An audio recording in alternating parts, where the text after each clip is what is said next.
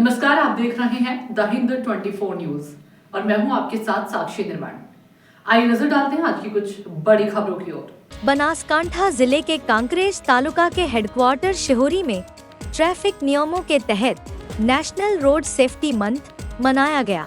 शिहोरी pi किरीट सिंह बिहोला और police team ने शिहोरी market में बैनर लगाकर गाड़ी चलाने वालों और व्यापारियों से ट्रैफिक नियमों का पालन करने को कहा और बाइक चलाने वालों के लिए सेफ्टी स्टैंड लगाए गए, जिसमें हर गाड़ी चलाने वाले को कागजात रखने और बाइक चलाने वालों को हेलमेट पहनना जरूरी बताया गया।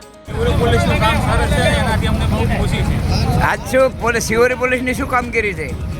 આજે શિહોરી પોલીસની કામગીરી છે કે જે ચાઇના દોરી માટે આજરોજ શિહોરી પોલીસ સ્ટેશન વિસ્તારની અંદર એક ટ્રાફિક જનજાગૃતિ લાવવા માટે રેલીનું આયોજન કરવામાં આવ્યું હતું।